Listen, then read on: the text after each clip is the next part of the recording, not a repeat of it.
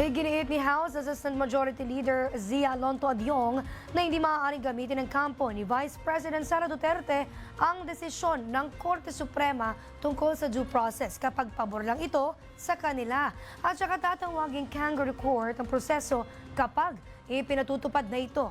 Ayon kay Representative Adyong, ang kasalukuyang pagdinig sa Kamara ay isinasagawa alinsunod sa pamantayan ng Korte Suprema na tiyakin ang due process sa impeachment proceedings. Paliwanag pa namang babatas matapos ideklarang labag sa konstitusyon ang naunang impeachment complaint, naglatag ang Korte Suprema ng karagdagang mga panuntunan.